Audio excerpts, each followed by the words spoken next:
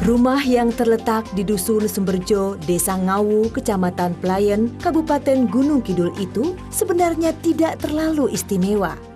Terletak di sebuah jalan kecil yang hanya bisa dilewati sebuah kendaraan roda 4 dan terletak agak jauh dari jalan raya. Tapi siapa sangka, ke rumah itulah setiap hari puluhan orang datang dari berbagai daerah secara berkelompok. Mereka yang datang berasal dari berbagai kalangan, mahasiswa, petani, anggota lembaga swadaya masyarakat, hingga pejabat. Mereka yang datang umumnya ingin bertemu Suti Rahayu, sang pemilik rumah yang dikenal sebagai pembuat mokaf di Gunung Kidul. Mokaf adalah tepung singkong yang sudah menjalani proses fermentasi. Dari tamu yang datang, tidak sedikit yang menetap untuk magang membuat makanan olahan dari mokaf. Kebetulan kami selalu keluar untuk menularkan keterampilan, pertama dari fakultas-fakultas, entah itu Atmajaya, entah itu UGM, entah itu UPN, entah itu UAD, ada lain LSM, entah itu GTZ, entah itu ASB, entah itu Daya Anissa, ada satu nama ada. Dari dinas ada PMD, Supermas, Pertanian, Perindustrian, Perdagangan, dan kelompok-kelompok tani, gapoktan, kelompok yang ada di wilayah kabupaten maupun provinsi. Suti Rahayu merupakan wanita yang menjadi rujukan bagi mereka yang ingin menghasilkan nilai tambah dari tanaman singkong. Berawal dari kegelisahan Suti melihat singkong banyak terdapat di Gunung Kidul. Sebagai penyuluh swadaya, ia berpikir keras bagaimana memanfaatkan singkong menjadi makanan yang memiliki nilai tambah. Tahun 2006, mulai coba-coba membuat mokaf. Awal kami membuat cuma 1-10 kilo. Ini pun masih kurang bagus. Terus tambah lagi 10-20 kilo, masih kurang lagi. Suti lalu datang ke Dinas Pertanian. Oleh Dinas Pertanian, ia diberi kesempatan untuk melihat pembuatan tepung mokaf di Trenggalek, Jawa Timur. Setelah belajar di Trenggalek, ia praktekkan. Ternyata hasilnya masih kurang pas. Ia lalu dikirim lagi ke Bogor. Dari Bogor ia memperoleh pengetahuan, pembuatan mokaf ternyata harus memakai pengering supaya hasilnya lebih bagus. Kalau memakai starter cuma 3 hari kering. Kalau memakai fermentasi 72 jam, memakan waktu 5 hari. Sampai sekarang yang kami buat starter dan 72 jam rendaman. Di awal, Suti tidak berpikir kegiatannya akan mengarah ke bisnis. Ia hanya ingin kaum ibu di kampungnya memiliki kegiatan positif selain memasak, mencuci, atau mengurus anak. Tetapi setelah berpikir untuk melaksanakan kegiatan harus mengeluarkan modal, ia dan rekan-rekan sekelompoknya berpikir untuk berbisnis. Pada waktu itu kami belum terpikirnya untuk bisnis. Kami yang penting menularkan keterampilan di berbagai wilayah kelompok, yang mana kelompok tani di pedesaan setelah selesai masak, nyuci, dan ngasuh anak, alangkah baiknya kalau dikasih kegiatan seperti pembuatan olahan pangan.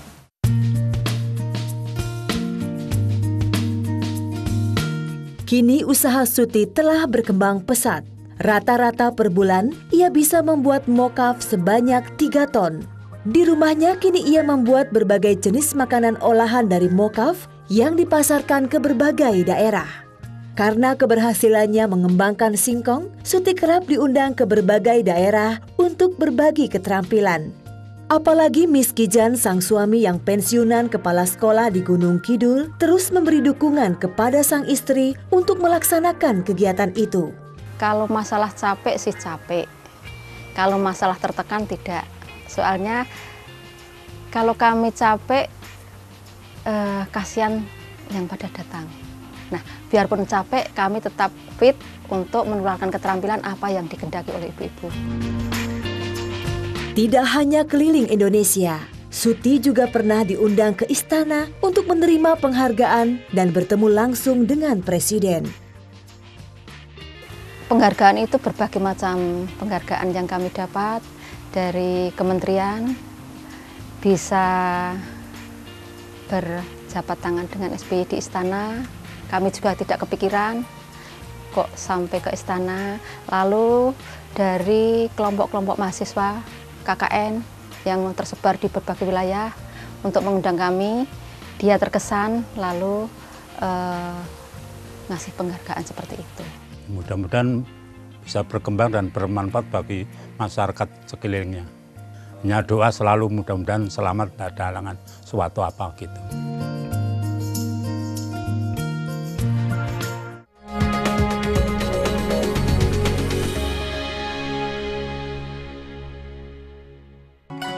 Itu aja, kalau mau nanam, klik aja katam, kalender tanam terpadu.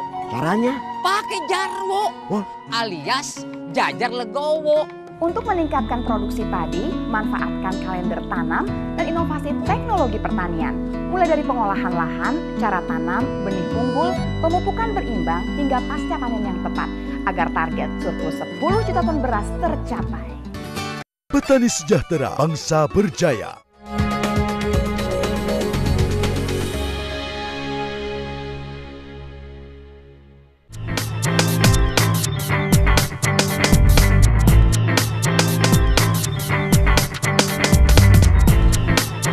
Menjadi tuan rumah di negeri sendiri, itulah impian bangsa Indonesia terhadap produk lokal. Keinginan yang sama juga diharapkan terjadi terhadap buah-buah lokal yang konon posisinya terdesak oleh buah impor. Impian itu sebenarnya sudah lama terwujud. Meskipun buah impor banyak dijumpai di toko-toko atau kios buah, ternyata buah lokal masih tetap menjadi tuan rumah. Sebagai bukti, sajian yang diberikan di hotel-hotel kepada setiap tamu selalu buah lokal, seperti semangka, pepaya, melon, dan nanas.